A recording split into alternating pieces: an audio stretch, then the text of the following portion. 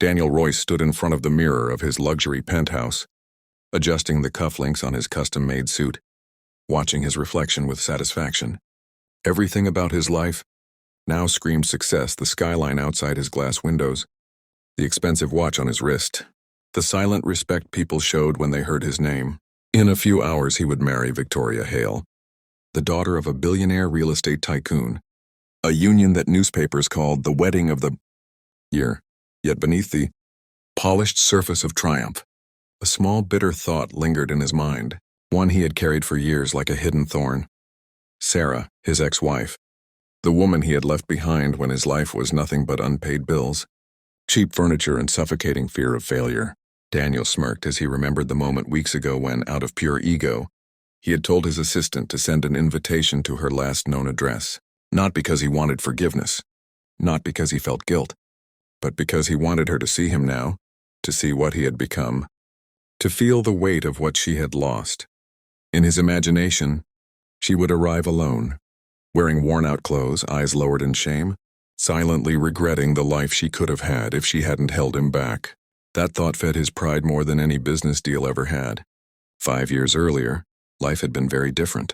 Daniel and Sara lived in a small apartment, where the walls were thin and the dreams were thinner. Sara was gentle, soft-spoken, always believing that love could survive anything, while Daniel burned with restless ambition, terrified of being ordinary. When Sara told him she was pregnant, his first reaction wasn't joy, it was panic. When she whispered through trembling lips that she was expecting triplets, his fear turned into anger.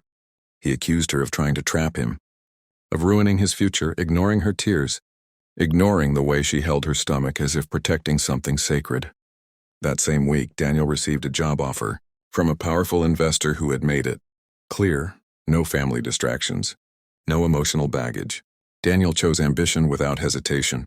One night, while Sara slept exhausted, he packed his bags and left a short note filled with excuses, never once mentioning the children.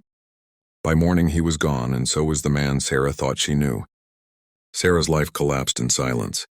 Alone, pregnant, abandoned, she faced nights where hunger was easier to endure than loneliness. Complications forced her into long hospital stays, medical bills stacking higher than her courage. People whispered, judged, pitied. But when the triplets were born, small, fragile, fighting for life, Sara made a promise she repeated every day like prayer.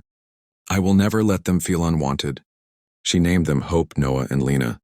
Because hope was all she had, Noah meant comfort and Lena meant light. While Daniel climbed corporate ladders, Sara cleaned offices at night, stitched clothes during the day, surviving on exhaustion and faith. She never spoke Daniel's name with bitterness. Instead, she taught her children kindness even when the world showed none to her. Back in the present, the wedding hall buzzed with excitement.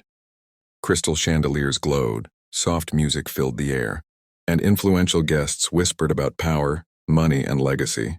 Daniel stood near the altar, confident, admired, yet his eyes kept drifting toward the grand entrance. He was waiting for the final piece of his cruel satisfaction. She will come, he thought. Curiosity always wins over dignity. The idea amused him.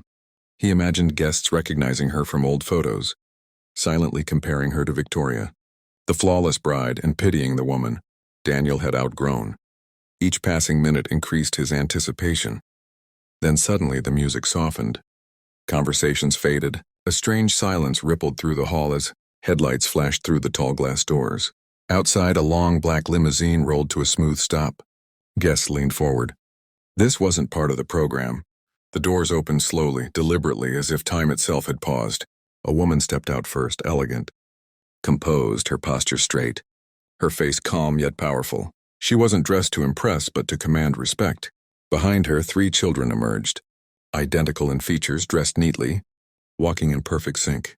The sight sent murmurs through the crowd like electricity. Daniel's smile froze. His chest tightened. Something about the children's faces struck him like a memory he tried to bury. Their eyes, their expressions.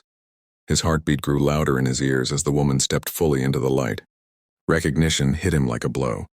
It was Sara, but not the Sara he remembered. Not the tired, frightened woman he abandoned.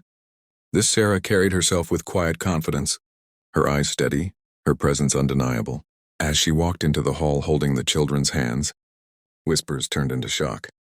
People stared openly now, sensing drama unfolding before their eyes. Daniel felt sweat gather at his temples. This wasn't how it was supposed to be.